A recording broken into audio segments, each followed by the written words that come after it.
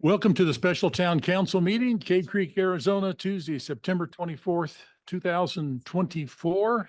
And the meeting is now called to order. We had a silent roll call. Looks like we have a quorum.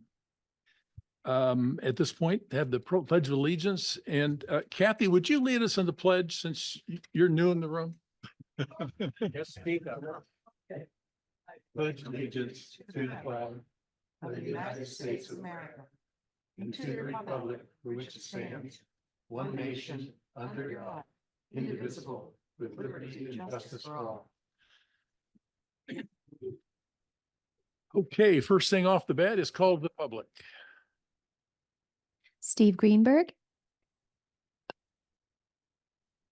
Hello, I'm Steve Greenberg. I'm here today as Vice President of the Cave Creek Museum Board, and I'm happy to announce our new director, Kathy Dwyer, is with us. And I wanted you all to meet her personally and get an introduction. We are transitioning that Evelyn is finally able to actually retire. She will not be going anywhere. She'll still be active, but we just want to, yes. And we just want to thank her for many, many years and many different roles of looking after this museum. And in the recent change of events, actually saving its life, her and Joanne. And she deserves a little rest, but she plans to continue with an official title going forward as the Ambassador Emeritus of Cave Creek Museum. So she'll continue to be a presence, and I wanted you all to get to know Kathy. Did you want to say something? Come on up. All right. Thank you very much for this incredible opportunity, and I'm looking forward to getting to know all of you. And there's so many events, so many ideas, so much. I have an incredible board, incredible volunteers, and we have the potential to be one of the best small museums in all of Arizona. And the president of the board wants it to be one of the best small museums in the United States. So I can't tell you how much I appreciate you, and I can't tell you how much I appreciate all the wonderful history I get to learn about. And thank you for the opportunity. Well, Kathy, I like you. Let's everybody give Kathy a welcome. We all love our museum and we welcome you to it and look forward to great things. Thank you so much. And it's the first time I've seen you without your hat. So, but thank you so much for your I'm not sure what to think about that. Hey, Bob, let's go ahead. Yeah, okay. If you can believe it, I look worse on the camera than in person. Okay. No, you're looking good and you're on my Facebook page. So, Oh. okay. Thank you. Thank you, Kathy. Evelyn, would you step to the microphone?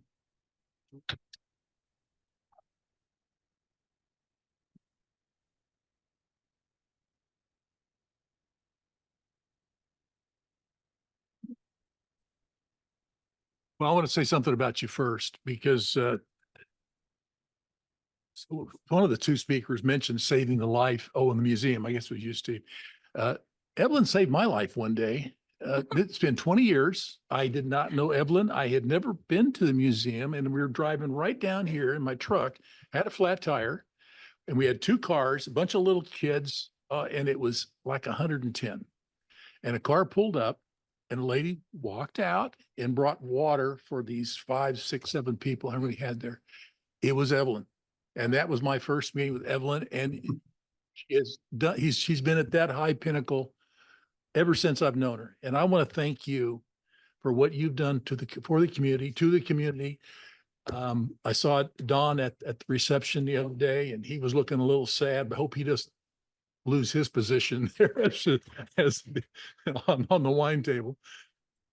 But you've just done wonderful things with the museum. It's a great little museum, and you've given your heart and soul. And on behalf of at least the town, and I think I speak for the community. Thank you so much for what you've done for Cave Creek. Mayor, that water that she stopped and gave y'all, I'm going to let you in on a little secret here. That's a Texas thing, that hospitality. I should have recognized you. Do you want to say something, Evelyn? Just thank you. I've always felt like the museum had the backing of council and of town, and that made it possible to do the things we've been able to do. And it's such a privilege to be able to tell those personal stories of those that were here before us, both our native peoples as well as our pioneers who dug their wells by hand. And it's a wonderful community and very rich in its history and stories to tell. And it's all about the people. And I don't know that I've done anything different than anyone else would do, but Ernie is right, that hospitality and on Saturday was back home in Texas. So it is a Texas thing. I'll be the first to admit it. But it's something that you just do for people. And I appreciate and enjoy doing that. Thank you. Thank you, Evelyn.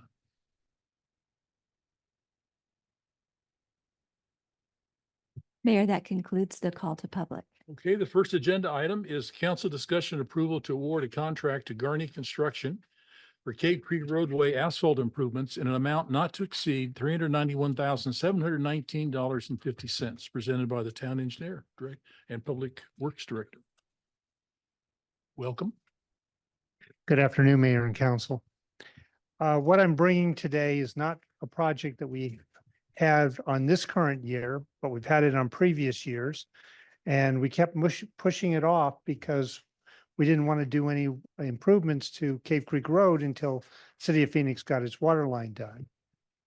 Well, while Garney is responsible for paving back one lane, the other lanes have sort of fallen apart.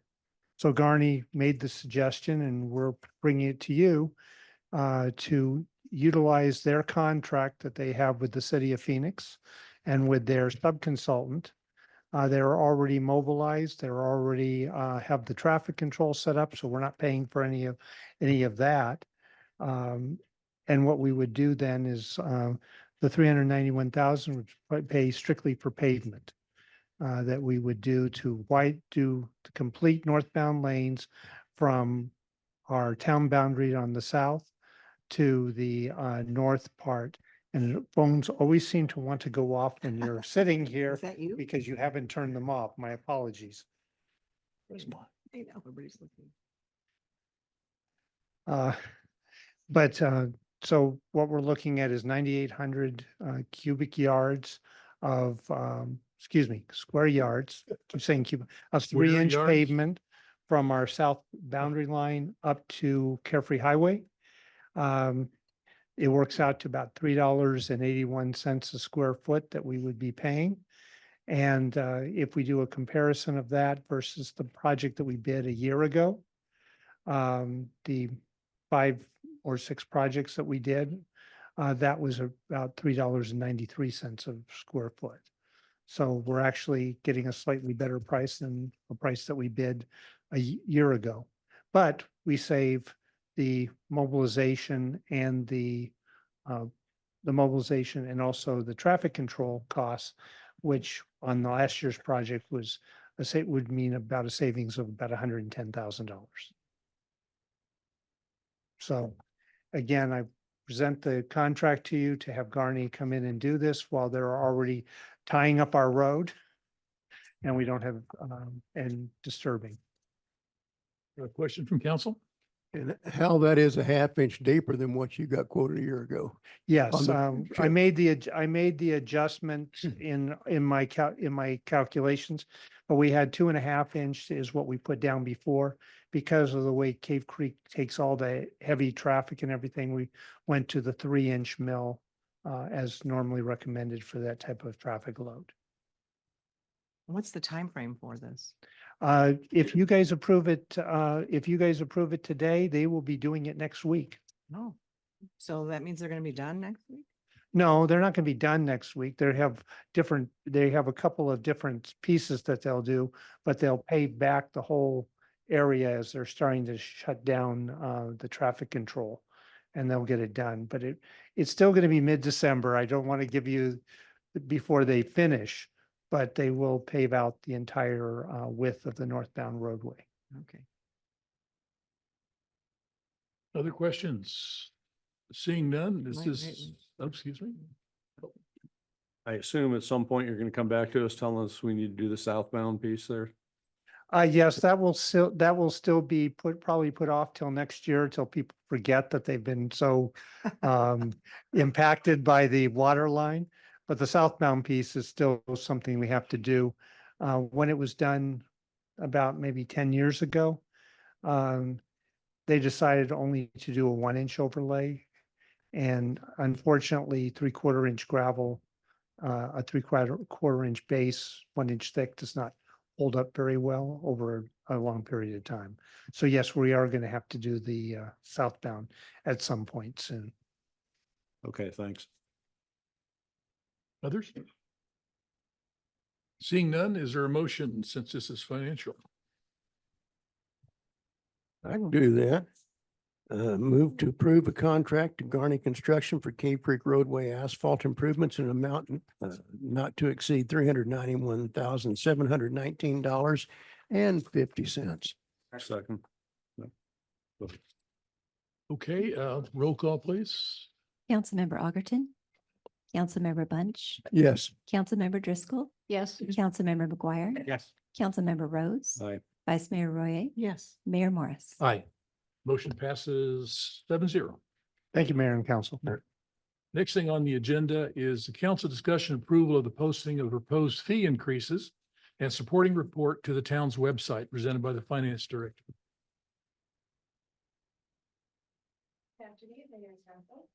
Good afternoon, Mayor and Council. So we have a PowerPoint presentation that's coming up. There we go. We're here tonight to talk about what's been going on with the user fee study. This is not adopting fees at this point in time. It's just to talk about the study and where we're at and what you may want to see in all of that. So you don't have a clicker, Brian. So.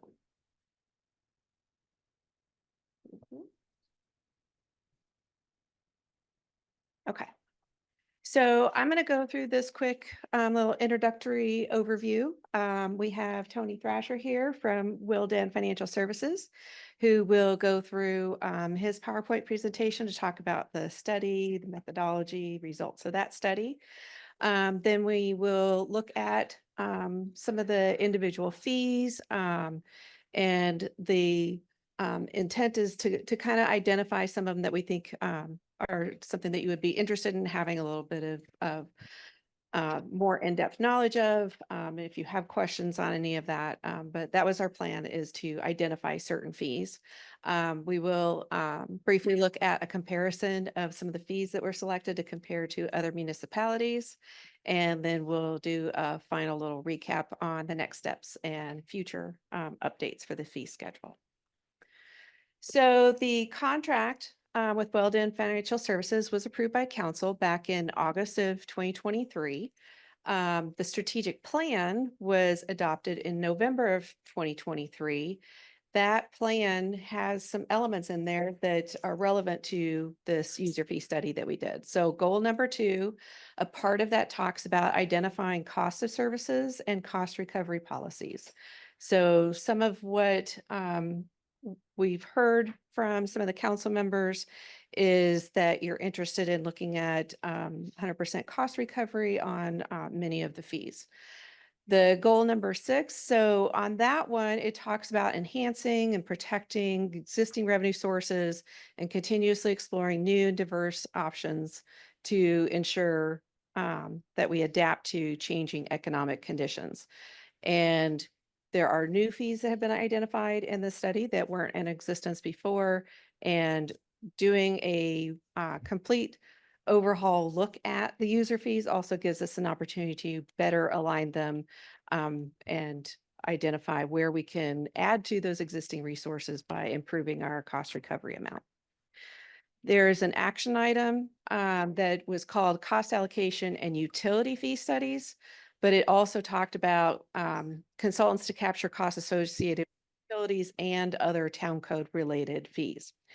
This is basically the other fees. This does not include utility fees at this point in time. The time frame that was in the strategic plan was to have this done during fiscal year 25 and then on a 5-year cycle for redoing the study. So it has taken a little bit of time to get here. As I said, so the contract was approved back in August of 2023. There has been significant staff turnover. I'm really just coming in at the tail end and just helping to get it finalized and bring to you. So I may not necessarily have answers to some of your questions, but we do have people that hopefully will step forward to help answer questions related to their fees and conversations that they had with the consultants. I wanted to show you here on the revenue sources. So this does not include WIFA loan proceeds. That's really technically not a revenue source. Looking at what the fiscal year 24 estimates are and the fiscal year 25 budgeted revenues, the other local fees, which is the light blue piece of the pie, you can see that from the overall town's budget, it's relatively small piece of the pie. Yes, we want to make sure that we're bolstering those fees where we can and be able to have good cost recovery. But as far as a long-term filling any sort of gaps because of costs that have increased or whatever, this is not really a very significant source to be able to do that. So from an overall perspective, 4% of the total pie for fiscal year 24 estimates. The fiscal year 25 budgeted revenues, my guess were probably budgeted a little bit conservatively. It was only 2% there. But when you look at just general fund, so this is the entire revenues. When you look at general fund, it's 8% for the 24 fiscal year estimates and 6% for the fiscal year 25 budget amounts. So even from a general fund perspective, this is a pretty small piece of the pie. I'm not saying that means it's unimportant, because it is an important thing that we want to make sure that we're capturing these amounts, but it's not some big major piece of the pie as far as looking at how to fill gaps in the future. Any questions at this point? Okay, so I'm going to turn it over to Tony to go through his presentation at this point. Thank you, Sherry.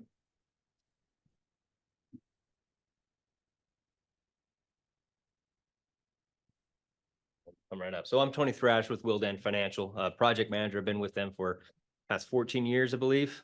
So primarily working on cost allocation plan, user fee studies, do some utility rate work, not as much as Kevin as you're used to, but I have worked with him quite a bit in the past as well.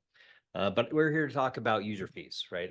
So first, Sherry already kind of talked about what user fees are, but just to go through it, make sure I check all the boxes.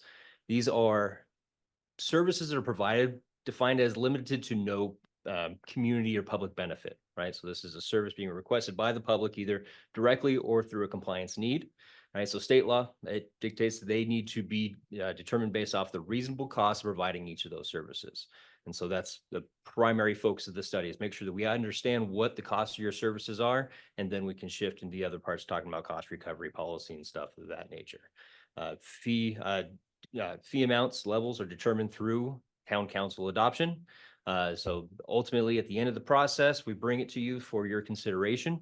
We are not including development impact fees, utility rates, taxes, or other things of those nature. This is purely operational cost services that we're including within the study. So why update the user fees, right? So you see from, as said, they're not a giant part of your general fund budget, but all of the costs involved with providing these services are within your general fund budget, right? So if you are subsidizing them, it can take away from other opportunities to provide community or public benefit, public safety, community programs, things of that nature.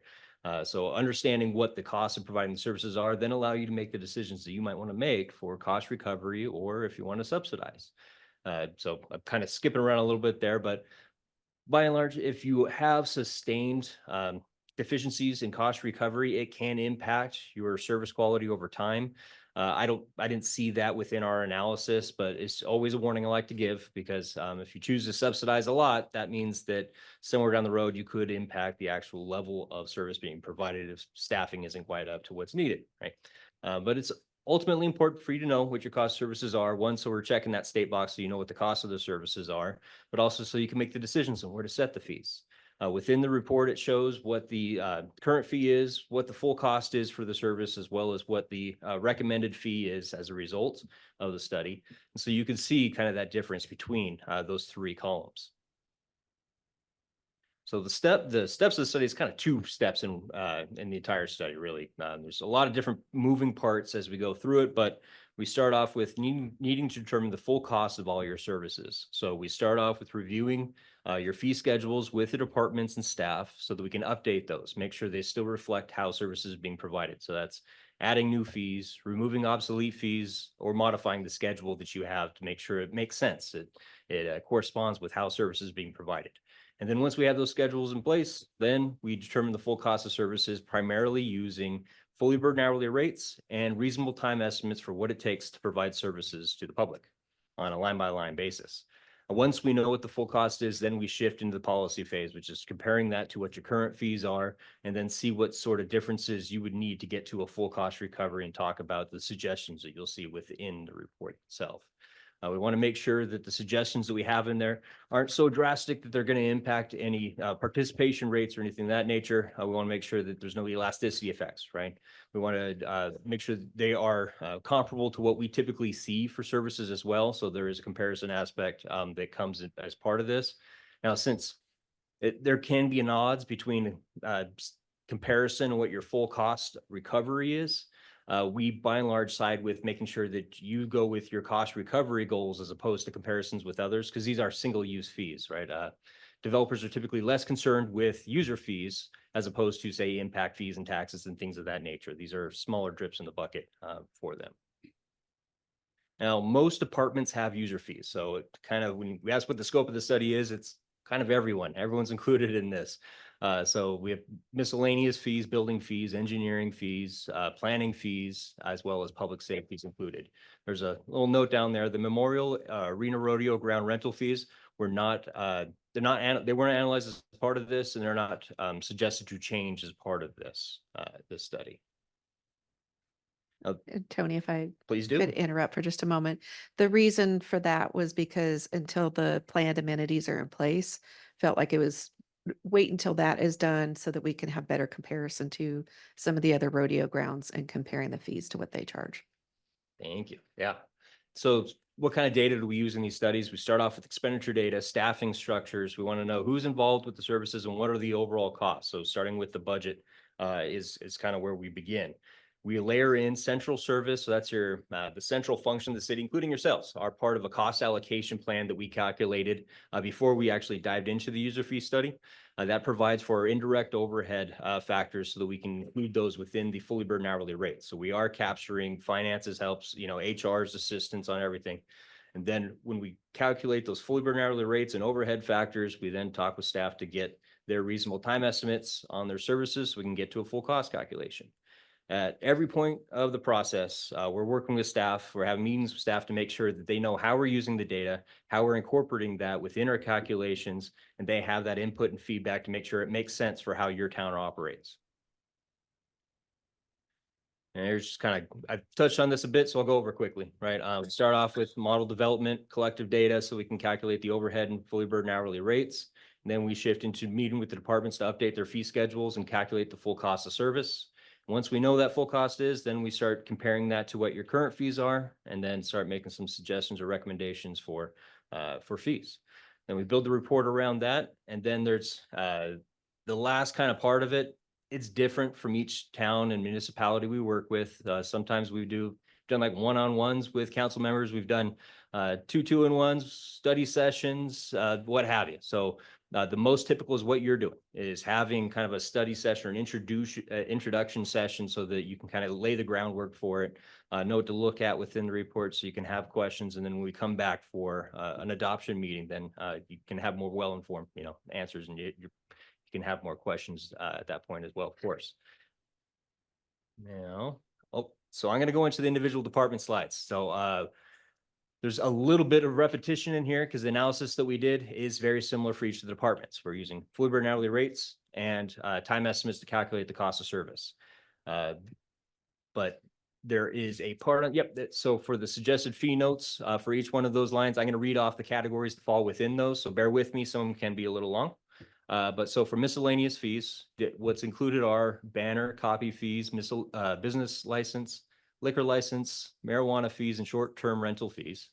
We used a time-based cost analysis that found that the majority of fees are currently below the cost of service. So the suggested fee notes are an increase to 13 fees, which consist of temporary business licenses, copies of budget documents and zoning maps, election arguments, liquor licenses, marijuana establishment and testing facility permits, notary fees, NSF fees, peddler registration fees, background checks, and special event applications. One fee was recommended to decrease based off of the cost of service being less than what you're currently charging, and that is a business license fee. One new fee would be installed, and that would be an expedited liquor license fee. And there would be no change to 17 fees, which consist of banner fees, some copy fees, marijuana facility enforcement penalties, STR licenses and penalties, and code violations. On to building. So building has two parts to it. For majority of the flat fees is listed on their schedule. We use time-based cost analysis that found that they are below the full cost recovery currently. And so for those, we have a suggested increase to 12 fees, which are demolitions, temporary trailers, pool spas, fountains, ponds, minimum plan review fees, certificate of occupancy change of use without construction fee, additional plan reviews, standard annual fee, and permits based off valuation. 6 fees would change from variable basis to flat amount for fences, walls, and photovoltaic solar fees. 1 fee would change from flat amount to variable basis, which is a sign fee. And then 12 fees would remain as currently set, and those are residential garages, decks, patios, carports, motel, barns, sunrooms, Arizona rooms, water heaters, plan reviews, inspections, temporary certificate of occupancy, outside consultant use permits after work has begun, and refunds. Those would not change from the current. And the other aspect of building fees is the building permit program, which is based off valuation. And so for that one, we use a program cost analysis to determine how that has been performing over the years, and has found that it's currently operating at 69% cost recovery. So the recommendation is to go to full cost recovery for that. Now for engineering, time-based cost analysis that found, now for engineering, we did find that most of your services are in line with the current fees that you have in place. So much fewer changes on this one. But there are a suggested increase to 6 fees, which are row inspections, subdivision preliminary drainage reports, other commercial fees, additions, garages, barns that do not affect drainage, and shade structures and motels. 5 new fees will be added, which are in-house traffic studies and subdivision per lot drainage reports. 3 fees would change from linear feet change to linear feet from a per sheet fee. So the structure more closely aligns to how service is being provided than the current structure. And so for that one, it is subdivision grading, drainage, and paving plans. And 78 fees would remain as currently set. So ready for this one? Let's take a second.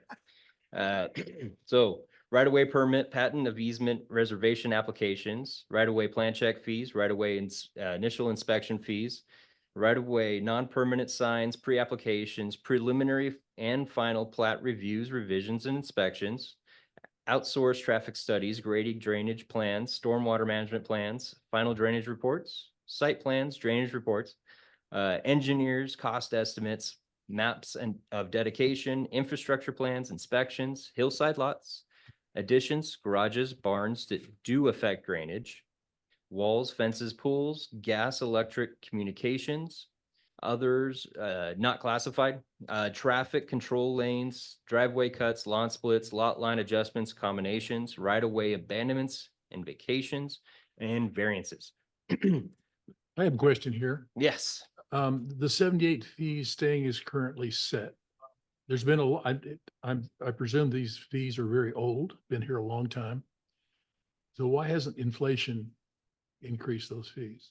It could- Why are they not subject to inflation? It could be a number of factors, right? So if most commonly, it's changes in the way the service is being provided or a efficiency that might be gained. But it could also be that you might have, when these were previously determined, they could have been based off of a staff member that had a lot higher salary or was using the director for everything, right? So it really depends on how those were determined previously. For the way that we calculate it, we start from scratch. We're looking at who's involved and then have a time estimate to go along with each of those services. I could throw it to staff. They might have any ideas on what that might be, but.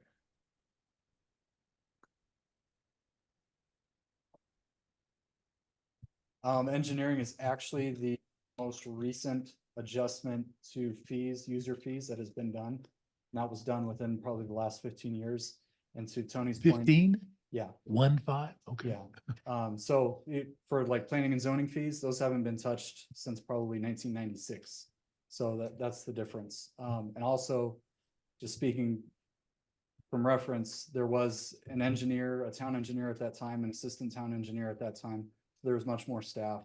And then also, as Al had mentioned to me just now, a lot of those fees really aren't permits or things that are done normally either. So there's a couple of different factors as why engineering has stayed the same, but I would argue it's because they have been done fairly recently in the context of when the last time we tackled these up.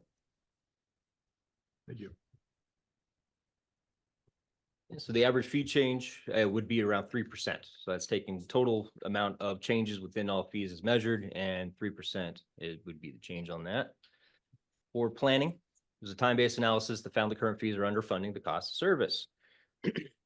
And for suggested fees, we have an increase suggested for 19 fees, and those are community resident applications, disability accommodations permits, final plat cases and amendments over 10 acres, preliminary plat cases and amendments, PUD and PAD cases and amendments, zoning subdivision ordinance amendments, general plan amendments, code amendments, continuances, board of adjustment cases, home occupation permits, land splits and divisions, lot line adjustments, non-conforming use cases, site plan review cases, special use permits, rezoning, amend stipulations, zoning clearances, zoning and subdivision publications, general plan publications, they're not small, and subdivision exception requests. There are 3 new fees that would be added. Tony, for clarification. Yes. You said 19, but the slide said 49. Oh, Did you sorry. really mean 49? I meant 49. I Okay, just apologize. for Thank you. clarification.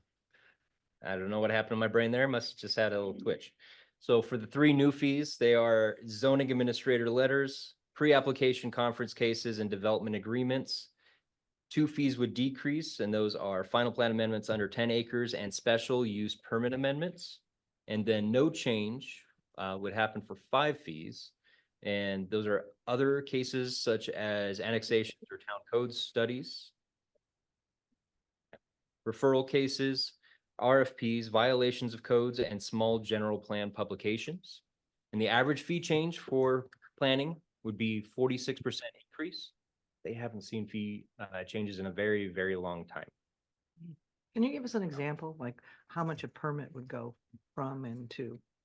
So we're gonna have some in that comparison. Oh, you will? I'm We just will. jumping We ahead. Okay, absolutely then will. never mind. Okay, I'll hold off on it, but if you have additional questions at that time, let me know and Very we can good. start looking up Thank some you. stuff, right?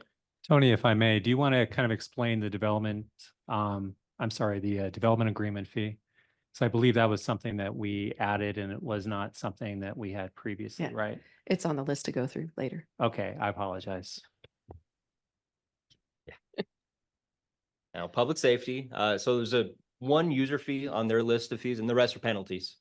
So we did analysis on that 1 fee that's in there and found that the fingerprinting service is currently set below the full cost. And so there is but even though it's currently set below full cost, there's no recommended changes to any of their fees. And so those are fingerprinting, loitering fees, towing charges, and liabilities and penalties for fire due to violation of stage 1 or 2 restrictions. Okay. All right, so I've got through all of those departments. So to circle it all back around, general standard is these are private benefit services. So insofar as you are comfortable with or have a desire to get full cost recovery, individuals should bear the full brunt of that cost. But we've never worked with the cities and have some level of subsidization. Most typically it's in your recreation and community service type areas, which we don't have in here. So these are mostly development type stuff, which are going for full cost recovery, but looking to encourage participation or assuring compliance when cost is prohibitive. I'd like to highlight that one because we are not suggesting any fees that would be cost prohibitive, even though it's been a while since you've had a fees study done. And then we do recommend that the town utilize an inflation factor in years in which you're not doing a study. Recommendation my boss gives us 3 years every study, but don't do that. Every 5 years is the typical recommendation for doing a new study so that you're keeping up with what the cost of services are.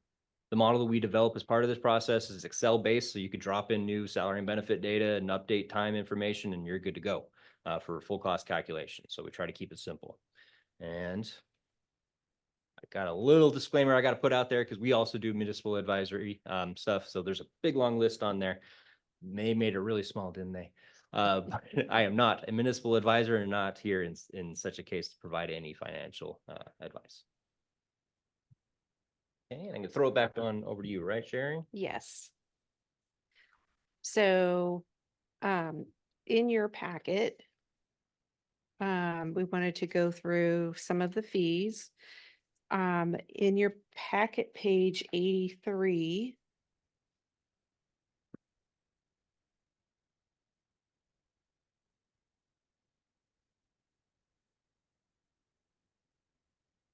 And that is report page 24. And you can zoom in a little bit on that, Brian.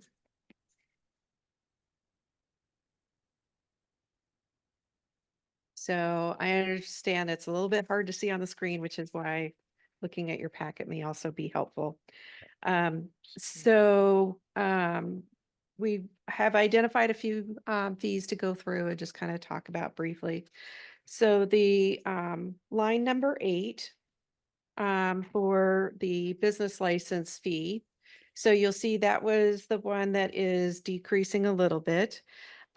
This is something where it is currently being handled through the clerk's office. We are looking at a transition of the business license process over to finance. At the next meeting, we'll be talking about banking services, which is one of the things that will help us be able to take on this additional workload, to be able to create some efficiencies there. And the plan is when that transition is made, we want to reevaluate the fee and see where we're at that point in time.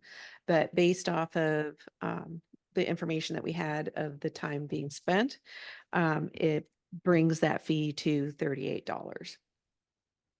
On row number 10 for copies.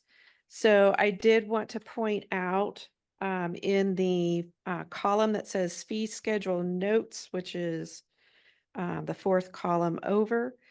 So there's no charge at this current time if the information is provided electronically. The note here is that for public records requests, for commercial requests, that we want to charge this fee for whether it's electronic or paper.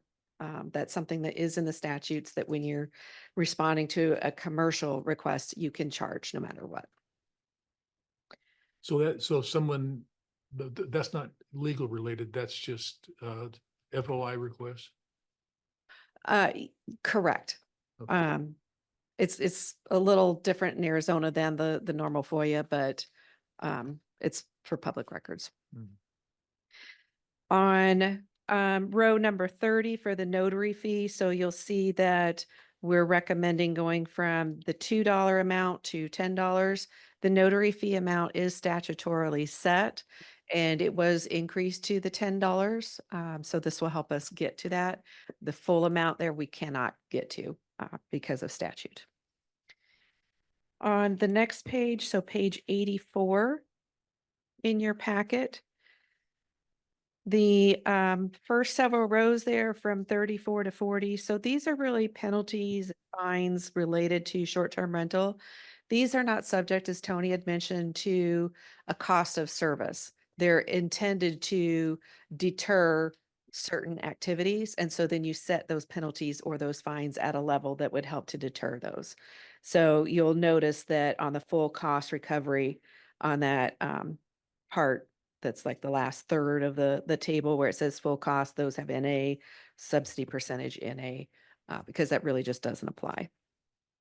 For line number 41 on the special event application fee, so the amount that's there, one of the things that was done in a few of the categories, miscellaneous was one of those categories where the fee increases.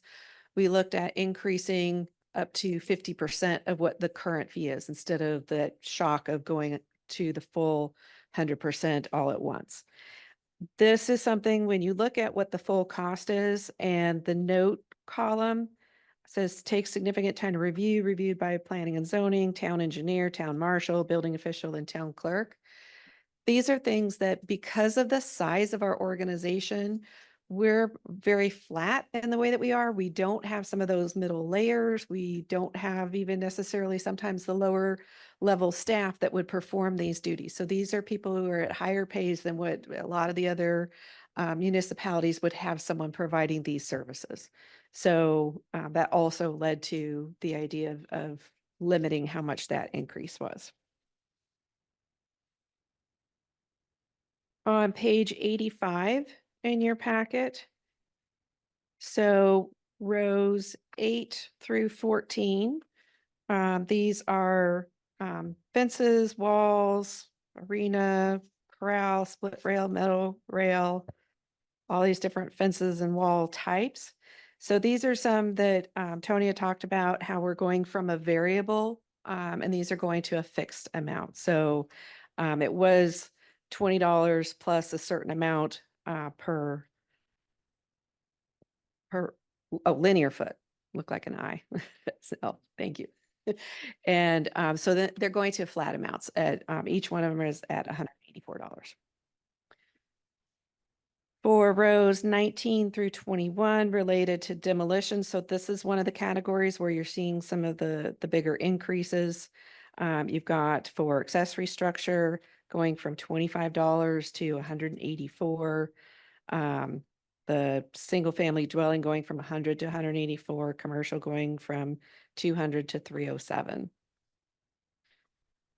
For rows 23 through 26, so these are related to pools, spas, fountains, ponds. Again, these are ones that are having some of the more significant increases here as well. That very last column, you can see that that shows you what the increase amount is over what the current fee amount. So on row 23, these pools and spas that are above ground going from $50 to $184, that's the delta in that the increase is $134. So you can see those increases there.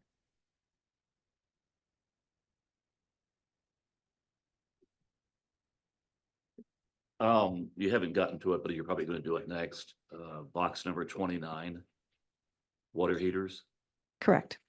Everybody knows we have hard water in the community and the average length of a water heater is 2 to 3 years, sometimes more, sometimes less.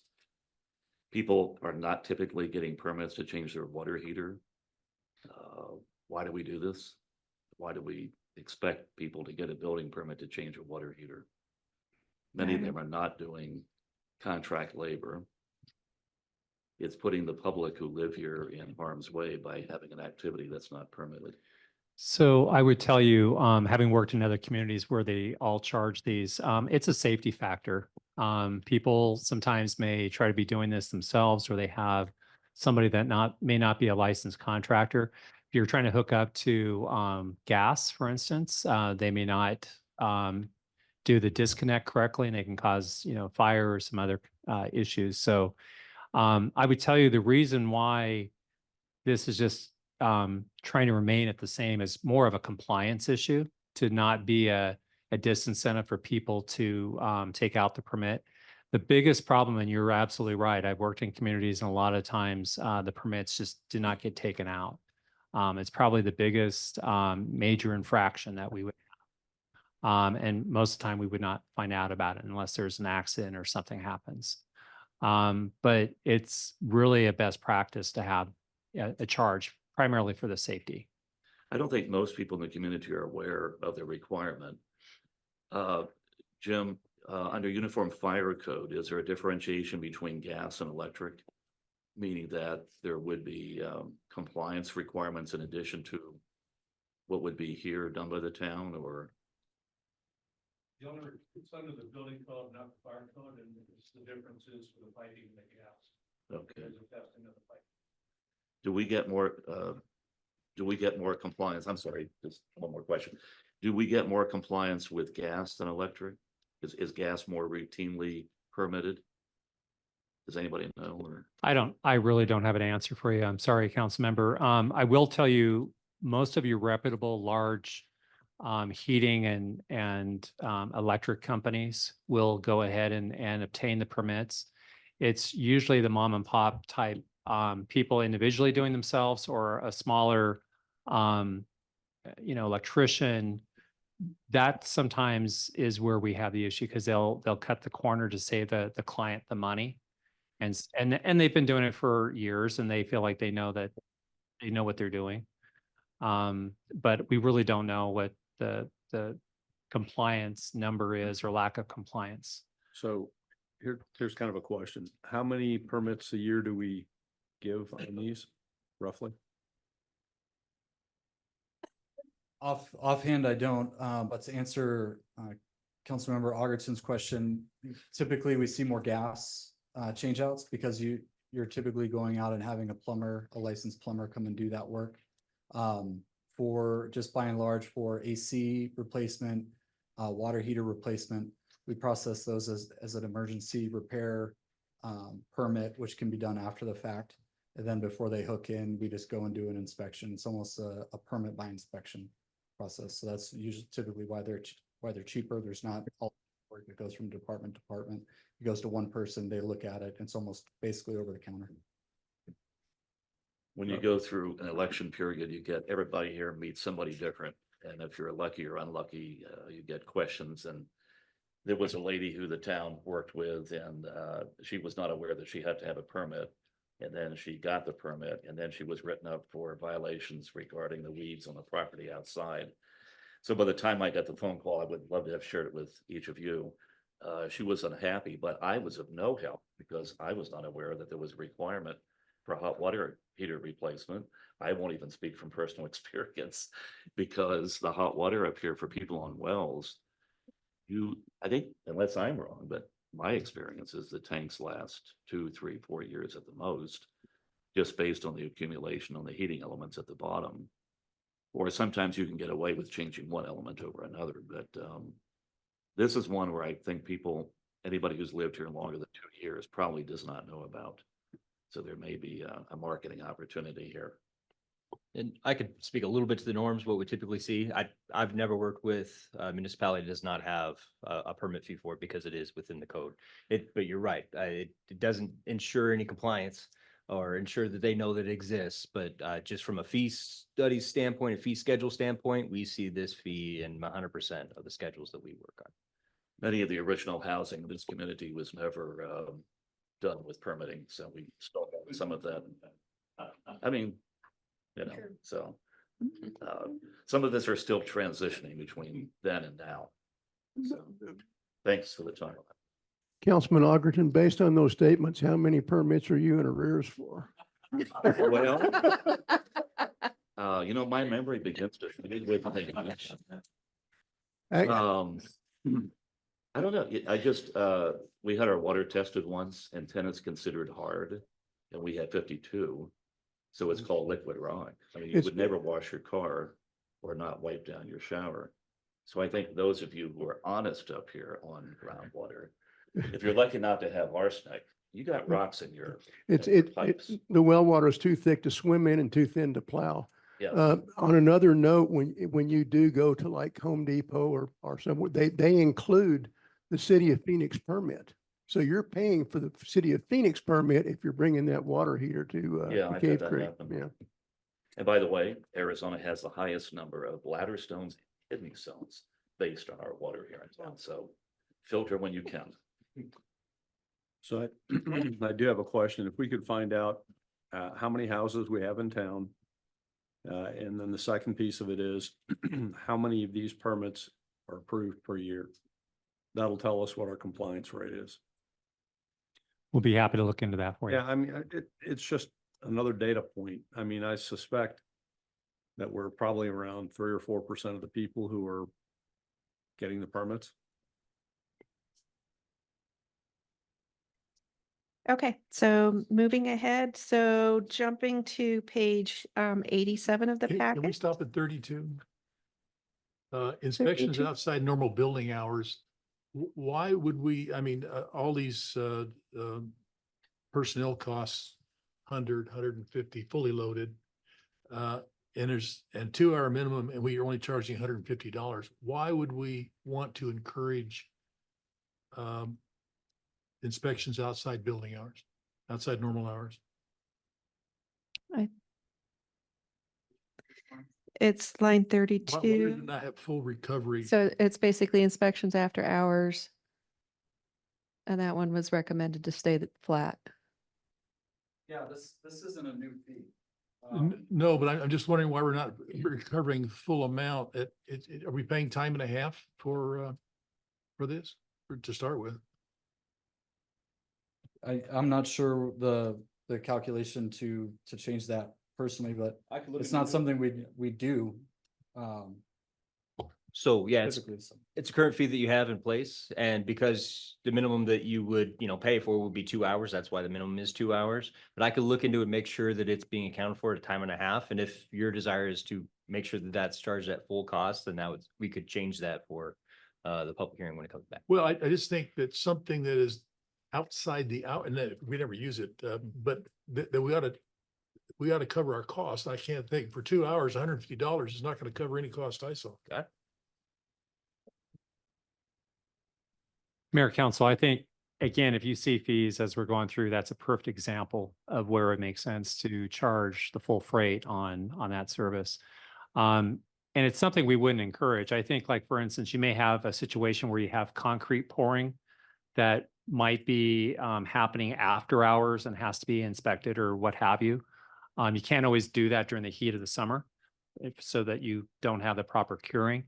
But we don't want to encourage it unless, they have no other choice. It might be a contractor or some other situation where they cannot do it during the normal, operating hours of the town. But I agree with the mayor. I think this is an example of one that should be the full freight.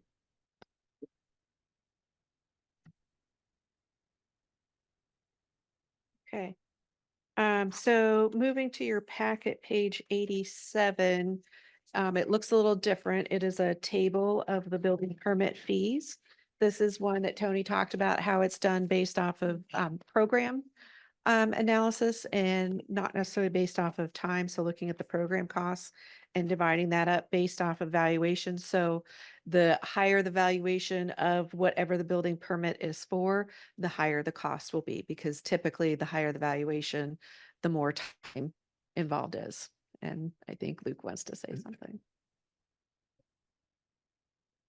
Yeah, and Tony, just correct me if I'm wrong. This is the one that we've taken from the ICC table. That's correct. Okay. So just a little bit of background on this fee. Long ago, the town had the foresight to adopt the International Code Council fee schedule, which every year automatically updates. They take in variables such as cost of construction, valuation, all of those things, and they essentially spit out this base rate and recommendations for what municipalities charge. And we're not alone in this boat. A lot of other communities do this, so it doesn't price anyone out of a market. And it remains equitable across the board with multiple communities. So this is something that in staff's estimation, when we were going through this, doesn't need to be changed because it automatically changes and updates and refreshes each year with market conditions. And it's still the most commonly used form of building permit program. Okay. So let me ask a question. I want to make sure I'm reading this correctly. Let's say that we take the $501, right? I would add the base rate of $47.74. If it's 502 feet, I would add an extra $7.23 to it. Yeah, I believe really depends on how it goes into your system. Some might do that kind of variable pricing to 723, but most of them is just once it goes into the next additional, well, 100 square feet in this case, right? Or sorry, $100 evaluation, they would trigger the next charge of that $7.23. Okay, so let's say you go up to $601 and you get the 723. Is that how we're doing it? That's when you add. Yes, Yeah. yes. Okay. But once again, so there is a suggested base rate shown there. It'd be staff's recommendation not to change those, adjust those base rates, because we have a current base rate that's going to change every year automatically, subject to all the conditions that I mentioned. So you're not recommending the suggested base rate? No, because then we would have to re-examine that every year. I got you. Yeah. So the ICC table keeps up to date the valuation calculation on per square foot basis for all construction types. That provides for the differentiation between the complexities between those. These fees, these are the fees that attach to that valuation. So this is the program cost we did as against this. So we would recommend that you go full cost recovery because you still need an adjustment for cost recovery, even if you're using the ICC table. So that these base rate, those amounts there, it would be the recommended fees for there. Because you're currently at, said the $33 is the first one. We'd recommend you go to $47.74 because just the increase in ICC valuation over time has not kept up with the cost of, salaries and benefits and all that sort of thing. So, and it's just been a while. All right. So there's been a lot of things that have happened within however many years that you last did a fee study. The initial table that was developed through that came out of the code had these fees in there, and I think it was actually like $23. That was back in 1998. So they have not recommended fees since then, but the ICC code or ICC valuation tables have persisted since then, and they are still the most commonly used form of determining valuation. So I'm detecting disagreement? No, Mayor. No. Okay. How did you come up with your suggested base rate versus the ICC? Sure. So we're looking at a historical average of activity. We want to measure how much activity you've had over the past number of years. I need to look to see exactly how many years we included. And then we compare that to what your costs of providing services are so that we can identify, well, what kind of recovery would you need based off of that average activity over the years to get full cost recovery. And these are the fees that you've had in place over those years. So that's a static point that we can use. And so if we increase all your fees by to get them up to this level here, then you would get full cost recovery for the average year that you encounter. Okay. And staff has no issues with that? No, I just staff's perspective is the automatic renewal and update of the fee year over year. And as long as the mechanism allows for that to adjust over a year-to-year basis, that base rate. Yeah. That it doesn't stay put. I'll help with that. So the actual amounts on here would not increase automatically, but the ICC valuation table that's used to determine the valuation is updated twice a year. And so they would be using the most up-to-date table, right? That's yes. Right. And so they would use the most up-to-date table. So it keeps up with that cost of construction. That's So we're moving the base rates up and then we're going to adjust it yearly according to your tables. Yes. Okay. We're good. Thank you. Sorry about no. Okay. So page 88 of your packet. So as was mentioned before, a lot of these engineering fees are not changing. One of the ones here, so row number 6, right-of-way permit reinspection fee. So that is one that is going up, going from $75 to $150. And it's per hourly charge and saying that a minimum charge is $75. So if you have a fractional hour, then at least $75 there. On page 89 in the packet, so row number 15. This is for subdivisions, preliminary traffic studies that are done in-house. And this is one of the new fees. So it would be based off of time and materials and a minimum of 2 hours charge for that fee.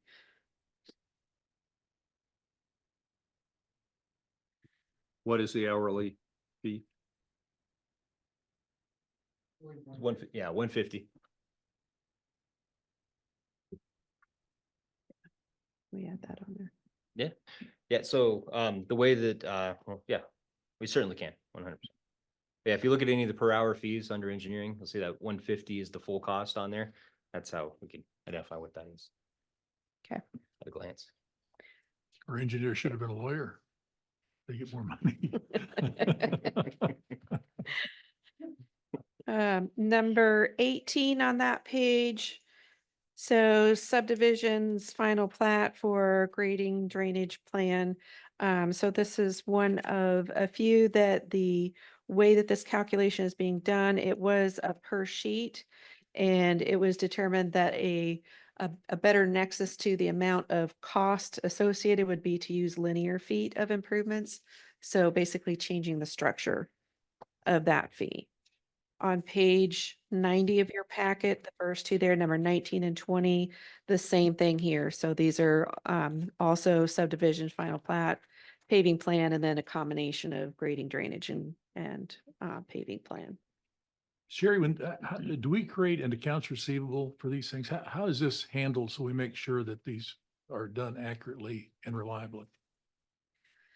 So are you charging these in advance or after they're done?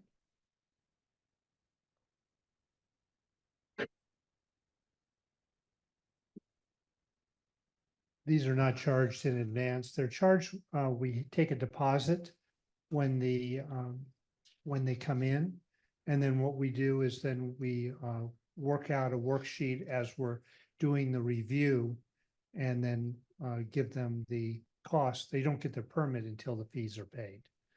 So you have a worksheet and a process to Yes, do we have a this that worksheet is and it's- reliable in collecting the money that. Right, it's included in our plan review software that we use where we track the different costs of it. And one of the reasons why we went from per sheet to lineal feet is a lineal feet can be measured. And sometimes you'll get consultants that will decide that instead of a 20 scale sheet, they want to give it to you on a 40 scale sheet or a 50 scale sheet to cut down the number of sheets. And then makes it harder for us to review because they're very small. So we'd rather have them just don't care how many sheets they give us, especially electronically, as long as we can measure correctly. Okay. So moving on to the next page of your packet, page 91. Number 28 there, the subdivision, final plat inspections. This one added the 1 hour minimum here. Other than that, there were no changes on that page. On the next page in the packet 92. So for items number 33 and 34, so the multifamily drainage reports, the base fee is not changing at the 450.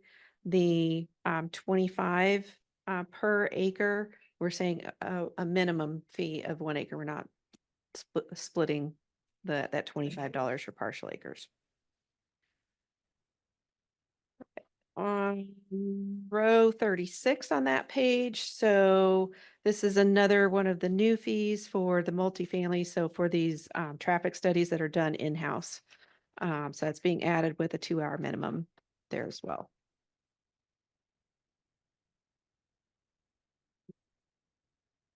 On the next page, 93 in your packet, number 40. So the multi-family infrastructure plans.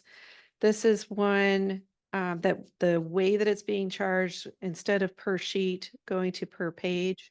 So in conversations with how sometimes there's reports and stuff. And so this would be based off of going through all of those pages of the report as well. So not just the sheets of the plans, but the reports too. You have it so that they have to have a certain font or Because I can see somebody doing a, size 6 font. You might want to specify, 10-point or 12-point font, at least you can see it.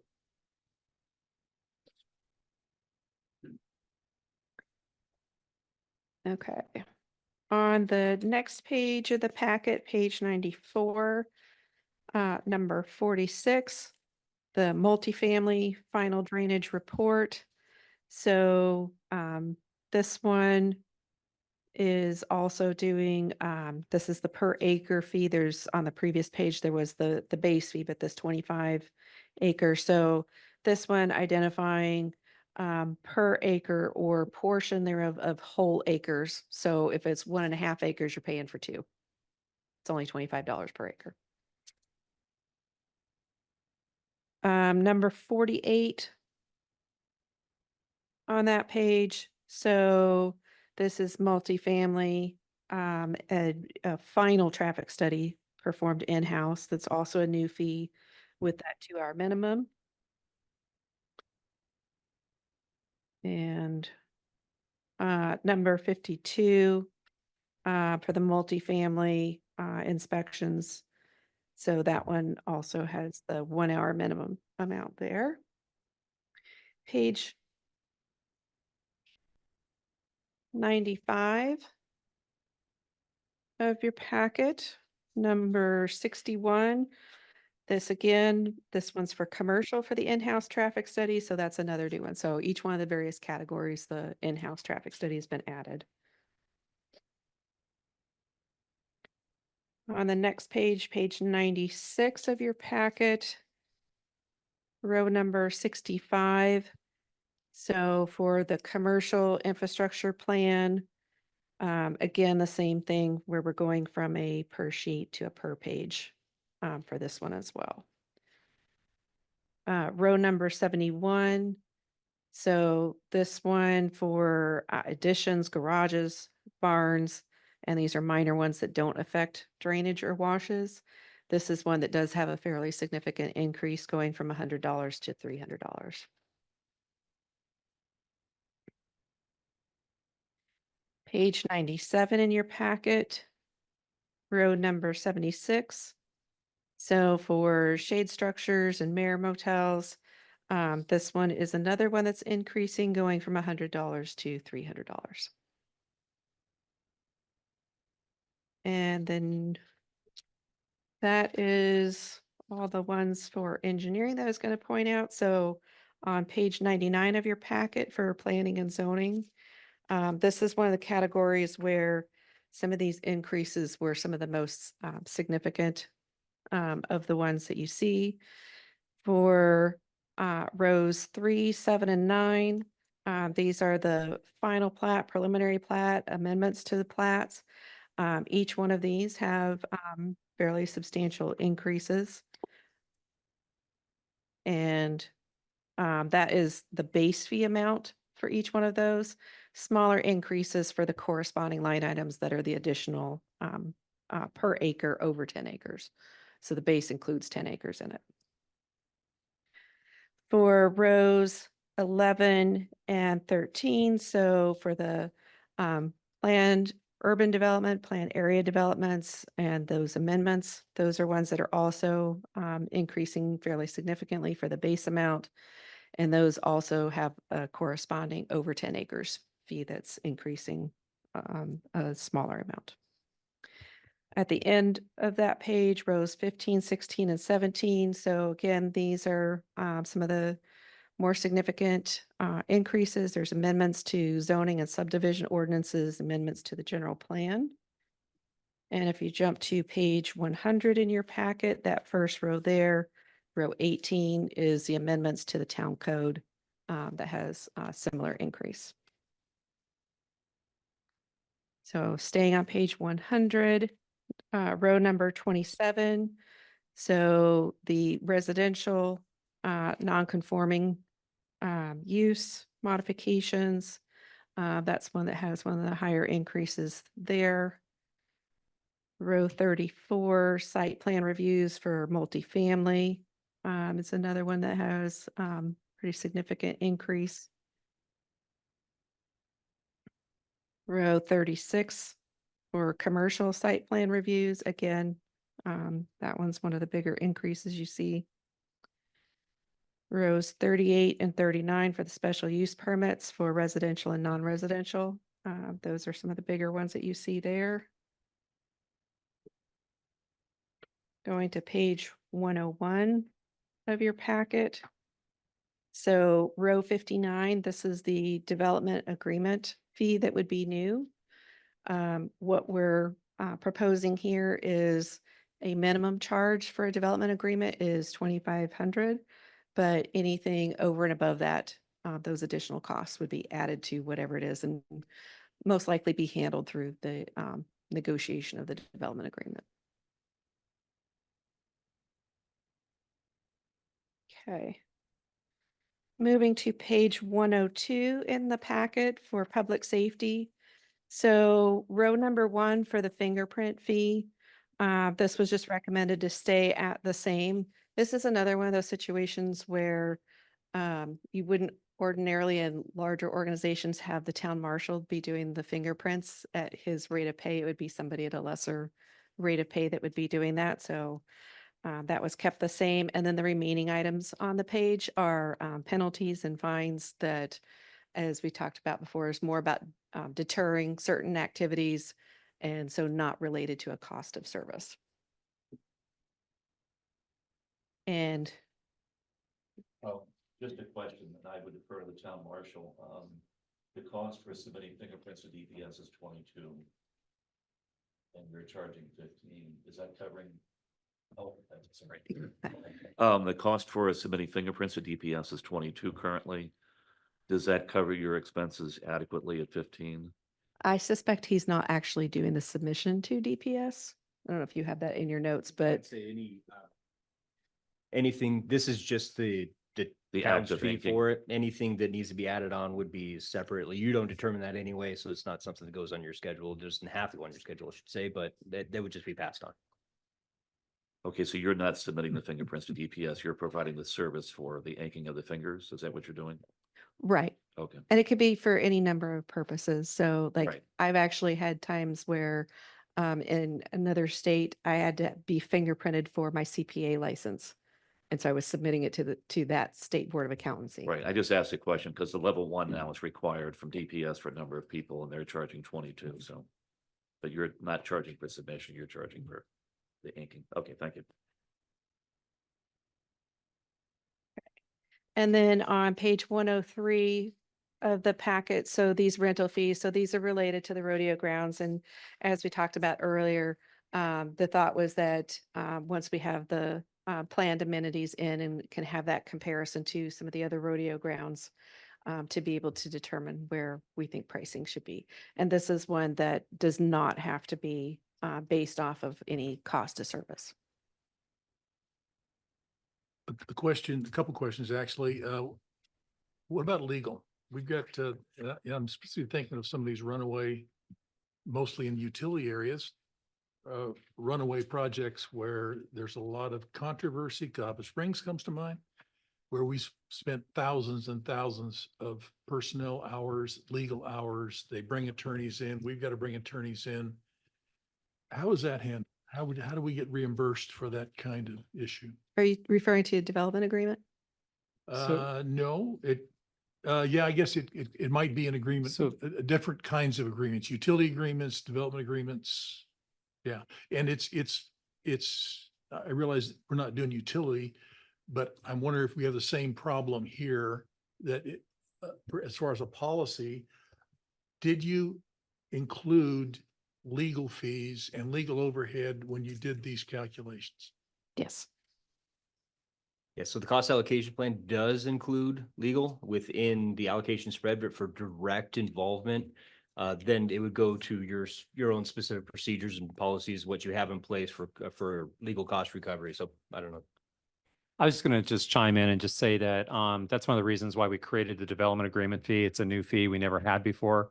It's because we incur a tremendous amount of legal costs associated with that. We looked at different cities and how they based it, and one of the cities that I came from was very high. It was like a $10,000 fee. We looked at having it lower, but also I think it's the lower of, or the higher, excuse me, of 2,500 or actual costs. Right. Yeah. So- So those So it's costs, gonna be the actual cost, okay, Yeah, and, we and can we'll pay. have a fee for legal? That's what the development agreement is trying to recover, is the amount of time and effort that legal's involved in negotiating these. so they could charge against that agreement. If it goes above that $2,500, then more can be collected. Is development agreement too narrow a definition for that? Why Well- not make that more broad? I think what I'm hearing is maybe what we might need is maybe some sort of like a utility agreement or some of these Agreement? agreement. Well, I think they have to be No, specific. no adjectives? Yeah. But I do think maybe you had mentioned, what was it, a utility extension agreement or something like that? Continental Where, Mountain, it goes on and on and on. well, Cotton Springs? Continental Mountain, we just did a development agreement, an Yeah. updated development agreement But we to didn't charge recover you that. fees. No, you're right. We did not. If we had this, we would have been able to recover that. It- And that didn't take as much effort as most of our development agreements do. Yeah. So maybe we could adjust the wording of it so that it can include more categories. I think that's a great idea because I didn't think about the other things So, you mentioned. and my concern is the runaways, Yes. which we have and have had in the past. It'd be nice to have something that inhibited consumption of our time and legal efforts. Yeah. Question. And here too. Just on the planning fees, which seem to be the ones impacted the most, you said the increase average was 45%, but the range looked like there were some fees that are more like 200, 250% increase. Yeah, they're gonna go, it really is a range, so it includes those that didn't change as well, right? So you have some that went down, you have some that went up quite a bit. So some of your fee, it's been a long time since you've adjusted your fees. And so they are just not in line with what it costs for you to provide service. So that's why, especially with like the residential type stuff, so putting in, a brand new residential area, there's a lot of cost involved with that and a lot of time. And a current $1,000 fee that I see kind of listed a few times in there, that's not cutting it for anything. This is really a policy question. I hope it's clear. A longtime resident may come in here with plans that are unusual, but acting as one individual, it may end up costing a lot more for that individual to get the review that he needs. Whereas the developer comes in with set things and I'm thinking of the value of our long-term residents. Is that distinction taken into account? Is that clear what I'm asking about? It is, and so I might need some staff help. So if someone comes into the counter, right, when is the process of starting charging for? Where's the advice phase and that sort of thing go? As far as someone coming in asking questions, as opposed to like when you're charging fees. Yeah, we do not have a credit card machine at our phone. We're available anytime to answer questions of any. Yeah, and it's not a matter of asking questions. It's the cost of inspections, for example. The long-term resident may have a house that's been there for 50, 100 years, and it's probably a lot of work to review that properly, as opposed to a developer that's coming in with, cookie cutter things. And yet, the resident may not have the resources to that the cookie cutter guy's coming in, and then he may pass it along to someone that puts it onto mortgage rates, and it's spread out over a long term if you're looking at individuals. Is that clear what I'm asking about? If I could just say, so if it's a particular fee on here, Bill's not here, but from what other attorneys have told me, you cannot say, well, for this customer, we'll charge this amount and another customer will charge a different amount.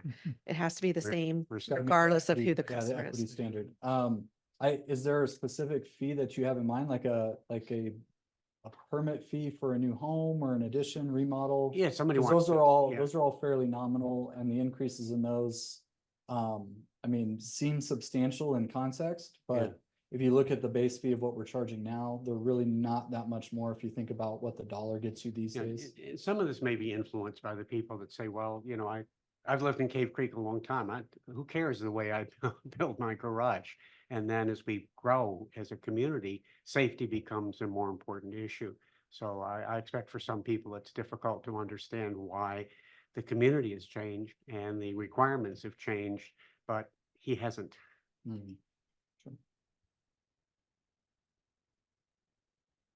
I guess that's a statement. That is- yes, sir.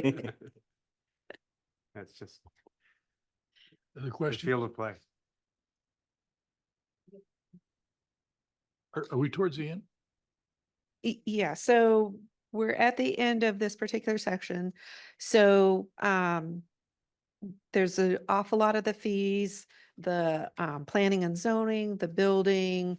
I think even the engineering, for the most part, when there was an increase in what the cost of service was, the recommendation was mostly to bring it in line with 100% cost recovery. It was more in like the miscellaneous that we said, okay, we'll cap it at 50% increase. There was like the public safety where we didn't increase it at all. You see in some places where they say, and the direction I think that we have is that you do want to see some of these planning and building and those types of fees come up to that 100% cost recovery. It is a very significant increase in some instances, and some places say we want to phase that increase in over a number of years. But my understanding is the way that this has been presented to you was what you were looking for. Well, it's what I'm looking for, that, you know, we're in a good spot right now, but we have incredible challenges going forward, and we've got to, the general fund especially has got to get to where we can afford to buy water and fire departments and pave our streets, which all these things that we're not doing now, we've got to start doing as a town. And we just spent $400,000 on a road, on half a road. It's expensive, and there's an opportunity cost to not charging the fee. You're making a decision not to pave a road or not to do something, or public safety. So my view is that we have to be reasonable and just recover the cost for services. That's and we're not going to have the construction sales tax we've had, because we're not going to grow like we had the last 10 or 15 years, because we don't have the water for one, and we don't have the commercial space for another. So you're going to see construction sales taxes drop like a rock. That $2.5 million a year out of a $14 million general fund is a significant portion of that. So we've got to be efficient, and we have to have revenue streams that cover those costs. There's just no way around that. And we're in the midst of I mean, look at the streets we have. The streets are costing 3 times what we budgeted. Yeah, I'd like to have 0 fees, but it just isn't reasonable. And I think what goes hand in hand with our approving of this plan is that we have to communicate how we arrived at these numbers. People need to understand when was the last time we did one of these reports, and why these numbers are justified, what went into them to arrive at these final numbers. And so rather than just posting the report online, we have to have a narrative that goes along with it, so people will understand that we made this decision very seriously and based on fact. And those are all very good points, and we will definitely pursue getting that public information out. I think the key that we also want to really elaborate on with our residents is that the consumers of the service pay for the cost of the service. And that's what we're trying to get at. It's not the rest of the citizens subsidizing the individual that's trying to get a building permit or something else. So, but to your point, it's very important so that the residents understand what went into formulating these fees. Right, and your comment is part and parcel of the narrative. Right. Building what Catherine said, there's no comparison here. to other towns, to Phoenix and Scottsdale. There's no, I mean, I'd like to see, rather than we're lost in the forest and the trees and the weeds here, we need a 30,000 foot view to see, is this a reasonable solution that we can use for public relations? Well, the cover page actually says the consultants did compare. Yeah, but Yeah, and on page 105 of your packet, and that's the next item, Brian. So, the consultants asked us to, select a set number of fees and which agencies to compare to. Can you increase this at all? Brian? Oh, okay, good. Yeah, it's a little lot there. So we did comparisons with Carefree, Scottsdale, Phoenix, Fountain Hills, and Paradise Valley. First of all, we were looking at proximity and then also looking at some of the similarities of smaller organizations that have probably a little bit more pricier building that's going on type situations. And when you look through this, it is extremely difficult to compare because there's different ways, different structures in how the different organizations have done their fees. Some have very simple, some of them have very complex in the way that they've determined how they're going to calculate the fees. And when I try to go through and look at, okay, well, as best as I could tell based off of the way it was, who probably would charge more and who would probably charge less. And it's not even consistent of like, you know, this particular agency seems to always charge more than the others. Like it's a mixed bag. They each have, some of them have that they were charging what seems to be the highest, and also in some of those fees charging the lowest. So it's just all over the map. So trying to compare to the other agencies is really difficult. And one of the things too is you'd have to really have some detailed knowledge, and would be very extensive trying to compare all the fees with all the various knowledge that you would need to obtain of what sort of political decisions were made with that particular fee. What were they attempting to encourage? Because you might have some that are saying, well, we're not collecting 100% of whatever those development fees are because we want to make it as affordable as possible and bring more development in. Whereas then there's others that are like, we're not necessarily creating that as a goal of encouraging development. We want to make sure whatever development is happening, that they're paying their fair share. So every organization is different. Right.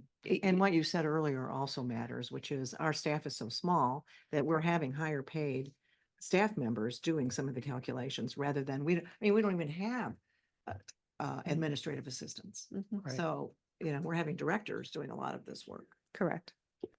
Yeah, and even after concluding with the comparison, looking at these, I know it's really hard to try to draw a line through them, but your suggested fees don't give me heartburn. So I have a suggestion Yep. that might help. If you take a look and let's say it's a 5 acre property, our DR 190, take a look at their equivalent and what would it cost for 5 acres on theirs. That way you can give an apples to apples sort of comparison on some of them. I look at a couple of these things like the city of Fountain Hills, 5% of the engineering estimate. That's a lot of money. I think that's a boatload of money. So I start taking a look at these things, and I think there are some ways to do some apples to apples comparisons. And I just think that maybe we take DR 43, DR 190 and try to run an apples to apples kind of comparison where we can, just to say, hey, we're in the ballpark. Because I don't think our fees, even though it looks horrible with $6,000 and stuff, by the time you add up some of the add-on costs, you're talking a lot of money there. Probably more so than what we're charging. So I just try to figure out, based on those calculations, where we can come up with something that would approximate that. Just a thought. And if I could ask, is the goal to be similar to the others? No, it's to show, hey, we're in the same range as these other cities. We're not trying to gouge. So it's the goal is communication. The goal is for communication. This is just something that we can point out to say, hey, we're comparable to other towns. We do it a little bit differently. Ours is a little bit more simplistic in how we do it. But I mean, when you get into you know, the SFD grading drainage, and you're talking 5% of an engineering fee, I mean, that can be, you know, 50, 60, 70,000 bucks. So just thought, you know, see if we can kind of say, okay, set some conditions on it and say, if I had to do this in this town, how much would it cost? If I had to do it here, how much would it cost? Right. And I'm sure Hal can help you on some of this stuff. I mean, if we're trying to make it so that we're convincing our folks that we're not way out of line, I think that's a simple way to do it. Well, except that we hired consultants who know what they're doing and used all of the facts that they have within our ability to provide them to come up with actual facts on what it costs to do this type of work in this town. It's not always applicable to compare ourselves to Scottsdale. Again, their level of staffing is different than ours. Everything that goes into the calculation of arriving at this number is different at every town. I understand that, but we're in some cases raising fees pretty substantially and people are going to go, why? Because So- we haven't done it in how long? Did you tell us how long? When was the last time the study was done? Luke mentioned something about the 90s. Engineering 2007. So that again has to be part of the communication. I'm not And I know it's disputing. not going to be easy. I'm Yeah. not discounting that our residents might have trouble with some of these numbers, but they are justifiable based on what these consultants have found. Mayor, if I may too. So in looking at the table, I think that the biggest challenge, and I think the consultant hit this home very well, is when you're comparing and contrasting what our current fee or current rate is and what the suggested or recommended fee is for Cave Creek, and then you compare it to the ones that were selectively included. The methodologies are all over the board. It's not just the fees are all over the board. It's the methodologies and how you base it. And I hear what Councilmember Rhodes is saying, but I'll give you an example. In Fountain Hills, you won't find a 5-acre parcel that is a single family home on a 5-acre parcel. It's very rare to have anything that's maybe. I got it, but. So you know, the you do unit, what have- I'm saying is the unit is Yeah, you do off have on that. 1-acre parcels, right? Yeah, So absolutely. Where There you would can be. make a, you know, make a comparison, try. So I do think it would be good for us to include this as part of our public information, you know, once these are adopted, so people can kind of just see where we compare.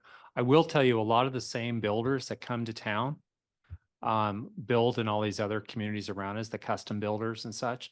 So they know what they're paying in Scottsdale because they're building in Scottsdale. They also know what they're paying in Maricopa County in the County Islands. So they're very familiar with how we compare to some of our neighboring communities. But I do think for the sake of our residents and the building community and others that are going to be consuming our services, that they should have some sort of a comparison with some unit costs that they can compare to. So we'll do our best on that. It's not going to be exact. I get that, but you're trying to convey a sense that we're not doing something that's, you know, way out there. We're doing something that's based on, here's what our actual cost is. And I think people will understand that, but I think you have to say, okay, well, if you talk about Scottsdale, for instance, well, Scottsdale and Phoenix have huge staffs. Right. So they're going to be a little bit easier to get through because they have a different, you know, salary ranges and everything else. So, I mean, those things can be explained and maybe you just kind of put that. So when you make a comparison with, you know, Carefree or with Paradise Valley, it might be more apt to Cave Creek. Okay. How do we compare with Carefree, for instance? I mean, that's probably the closest that we can compare ourselves to. And it varies It varies. depending upon which fee you're looking at. Can I make an observation here? Sure. It looks like we're trying to play a little CYA because these numbers seem a little bit big, but you think in terms of joining a country club, your initiation fee might be very high, but your dues are very low. That's what you've got in Cave Creek. You don't have a property tax. You got Phoenix, you got Scottsdale, you got property taxes that are covering staff, and they're more apt to subsidize these costs in a permit in the fees than we would be, because we can't afford to do it because we've got a small staff. Don't have a lot of the lower level paid individuals. I think the key here is really your initiation fee, so to speak, is a little bit greater, but your costs down the road are going to be a whole lot less. I mean, that'd be a good comparison to put property tax rate Yeah. as one of these lines. I think that's spot on, because property tax mitigates a lot of this stuff. Correct. We ready for a vote? Uh, You ready for a motion? There was a few. Sorry? There was just a little bit more to go. Okay. I Um, don't want to rush you.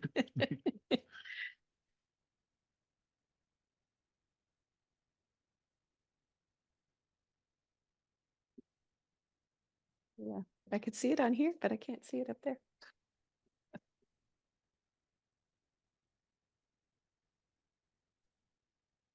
It's as quickly as I did. Tony, did you build in the IT policy?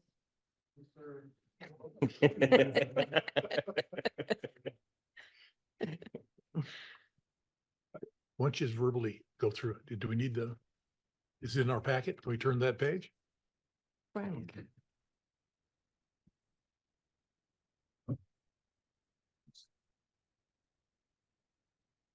So, as Brian's trying to get that to come up. So on page 57 of your packet, there's a table there with the timelines. I believe the changes that we've talked about are pretty minor and could quickly be made. So we have mentioned a few changes. So we want to make sure that we recap some of that. So I think we can stick with this timeline. So according to the state statute requirements, we need to post this information on our website with the supporting data, which would be the report from the consultants, and have a filing with the town clerk at least 60 days prior to your adoption of these fees.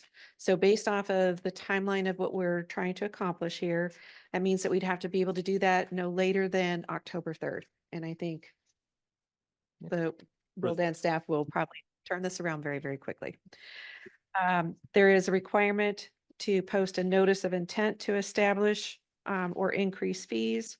That is at least 15 days prior to adoption. So we'd probably do that sooner rather than later, but that would have to be no later than November 17th. Then we have put on our internal calendar for December 2nd as the adoption date of a resolution to adjust the fees. And also we're targeting doing that same night for an adoption of an ordinance to amend the town code, because the town code has some of the fees explicitly written into it that we would like to refer to the fee schedule so that we can just update the fee schedule whenever needed. So with that adoption on December 2nd, then it has to be at least 30 days after adoption before the fees can be effective, which would be January 1, which is the date that we were trying to target for having the fees be effective. So, and then also just for future updates, we don't want to wait 25 years or so before we update this again. So part of what we're talking about is doing some annual review of the information to make any adjustments as we need to. There may be inflationary factors that we want to apply. Some of the fees where we said, okay, we're going to only increase it up to 50% this time around, and then maybe the next time around we increase it the rest of the way, or say we feel better doing a little bit less. As Tony had mentioned, they are providing the spreadsheet model that they have created that we can put some of those, that information in to be able to do those updates, and then a comprehensive review every 3 to 5 years. The strategic plan said 5. Tony says his recommendation is 5 because things change over time. So we already know one of the changes that we're targeting and hoping to accomplish is transitioning the business license process from town clerk to finance. So that's going to have some impact on the process and the calculations. And between now and another 5 years, what other changes will be made, I couldn't tell you at this point. So that was what I had. Bill's not here, but if we could, I think we can just generically say with the changes as discussed, then I think we should be okay. Okay, ready for motion? Anybody else want to comment? Well, just a question if I can. Can I bother you to go back to page 83, number 10 on copy cost? Because it doesn't show it increasing. But then there's language under the schedule notes that implies that there needs to be an increase, whether it's electronic or paper. Would that be in the future or is that in the schedule? So what the plan is that when it's for a commercial public records request, that this 50 cent per page is going to apply regardless of whether it's electronic or paper. So that was the note that was in there. Okay. We And how do you could define commercial? update. How do you define commercial? The request? requester defines them as commercial, and it's usually for a commercial purpose. Oh, They're going to okay. use it for a marketing list. So it's some- specifically self-identified for that purpose? Yes. So if Okay. a resident wanted to get some information, they wouldn't be charged. If the resident puts in a public records request and receives an electronic form, correct, they do not have a fee. Okay. And then if I can raise one more issue, and I'm going to look to you, Mr. Mayor, on special use permits, 100 to 150. When we have special events here in town, like Bike Week and so forth, is that fee significant of any cost return? And I know sometimes we're told that the people are requesting a special use permit or paying for law enforcement and so forth, but the cost I know to the town marshal and other things. So is that a reasonable fee? 150 for a special event, given the definition of a special event? Because it usually impacts traffic and other activities in town, security and so forth. If it is, it is. I just wanted to raise that issue before. Councilmember Oggerton, my understanding is for the special event fee, that is for the time of staff to review Just the permit the itself. permit itself. And then any other add-ons for public safety it's on the applicant. Okay. And then I had just one more question. I'm sorry. There was language in here that you advocated that, but then it said at the end when you made your summary statement, are we approving anything that's an automatic COLA or CPI increase with this schedule that's before us? Because it sounded like, I thought I saw it in here at the bottom of one of the sheets that there would be an automatic increase, but then it sounded like, no, town would just do its due diligence and it would get back on a regular basis to review and recommend adjustments. I think that was when we were talking about the building, permits. Yeah. ICC or whatever it was called. Yeah, so I said the actual fees themselves, no, that would need action, but for the procedure of determining the valuation of a project, it would use the most up-to-date ICC value. But that's already currently the practice, is that correct? Yes, sir. Yeah, okay, I thought it was. Okay, I'm sorry. Thank you for that. Appreciate it. Anything else? I'll make the motion. I'm proud of you, since you've been looking for this for about 3 years that I know of. This has been 8 years. Over my house. 8 years. I thank you for bringing that up. I wasn't going to say it tonight. Move to approve the posting of the proposed fee increases with modifications discussed and supporting report to the town's website. Second. It's not financial, so all those in favor? Oh, wait a minute. It is financial. Let's take a roll call. Councilmember Bunch, Yes. Councilmember Driscoll, Yes. Councilmember McGuire, Yes. Councilmember Rhodes, Aye. Councilmember Oggerton, Aye. Vice Mayor Royer, Yes. Mayor Morris. Aye. Motion carries 7-0. Seeing no further business, meeting adjourned.